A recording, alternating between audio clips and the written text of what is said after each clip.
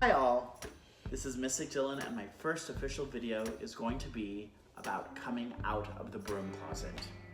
So, one of the questions that I get asked all the time is, how did you do it? What is it like? Is it scary? Is it safe? I get those questions all the time.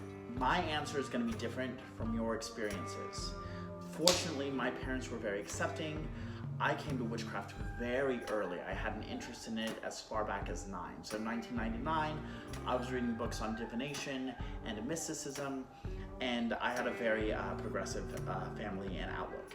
Now, with that being said, there were a lot of times where it was suggested that I keep those interests at home, that I don't talk about them at school, that I don't talk about them with family. One of the things that I want to talk about is that, one, you don't have to do spell work to be a witch or to be a practitioner, okay?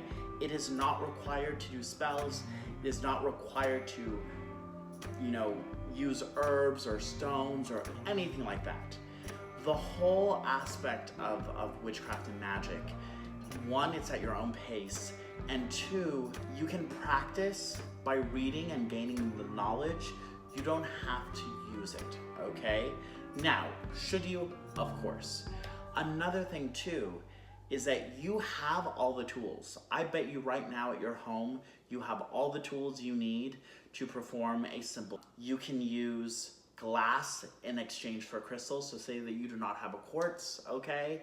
So you can actually take a cup or a little glass or even a piece of glass, and you can sprinkle some salt on that and use that to kind of eradicate all negative energy or to cleanse your space. Okay, glass. Can you believe that? Why? Because glass is melted down sand. It makes the same properties as crystal. So another thing too is that words have power. So the things that you say, those are spells already. So write something down and burn it, okay?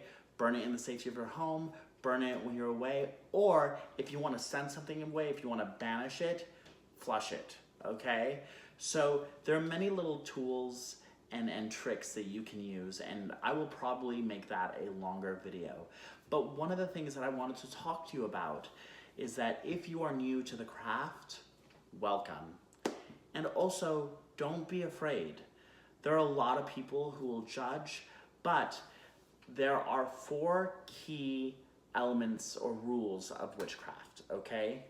To know, to will, to dare, and to keep silent, okay? So to know, learn your craft. Study as much as you can. Read as much as you can. One of my favorite books is by Judika. It is called the Encyclopedia of Witchcraft. So I will link it below. It's an amazing book. She has another really good book called the Encyclopedia of Spells. So, Judika Encyclopedia of Witchcraft, Judika Encyclopedia of Spells. Those are 2 really good books. Those are wonderful sources for you. Of course, if you're in the broom closet and you can't purchase those books, get them on a PDF, okay? I think that her books are on iTunes right now, super cheap. So have that. Read as much information as you can, okay? Reading about the craft is wonderful. Read about witchcraft. Read about the history of witchcraft. The history is important. So that is to know. To know. Gain that knowledge. Read as much as you can. To will.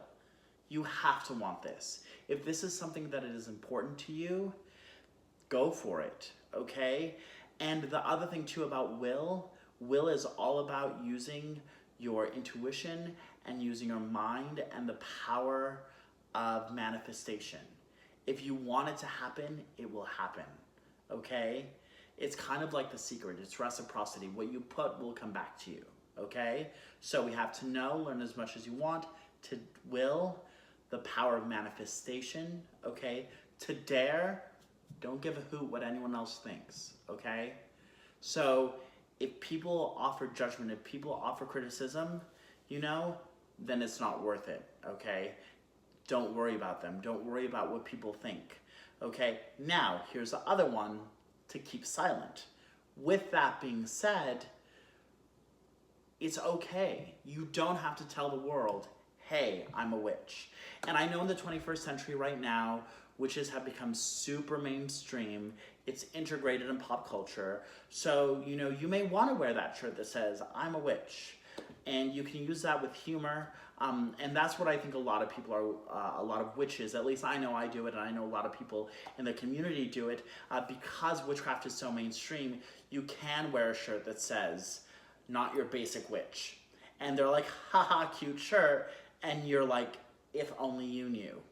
So, to keep silent, you don't have to tell people that you're a witch. Another thing too that I think is very important for all of you witches out there in the broom closet, you do not need a crazy cauldron. You do not need to have incense burners everywhere. You do not need to burn incense. You don't need all the props and all the tools, okay? The tools we can create on our own. A butter knife can be your sacred ritual dagger, okay? A string or cord or thread or shoelaces, that is a witch's knot. Use that to make your witch's knot. Use that to make bindings. So really this video wasn't necessarily a how-to, it's just offering support. It's letting you know that the craft is very important to me.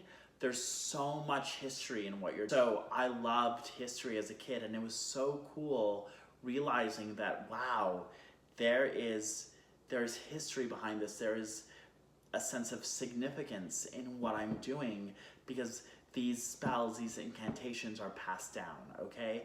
There's something about knowing that, you know, 1,000 years ago, my ancestors were in the backwoods doing God knows what. And that's the other thing too that you have to keep in mind. The tools, say that you're missing a tool, say that you're missing an item, don't freak out, okay? A lot of these spells that you read about, a lot of the things that you see were integrated because that's what was available to them. Use what is available to you. Get a pen, write your petition or write your desire on a piece of paper, fold it up, sprinkle some salt on it, and place it under your pillow during a full moon. Wait a whole lunar phase, and maybe that will come true, okay? It's all about finding these little tips and tricks. A lot of witches kept their craft to themselves for fear of persecution. So don't feel that you have to come out and be like, oh snap, I'm a witch. You don't have to. Anywho, I hope that helps. And I will link the book for Judika Isles below. Please subscribe to my channel and look for me on Instagram. I send you lots of love and support. Thank you for supporting me, and I wish you all a magical journey. Bye-bye.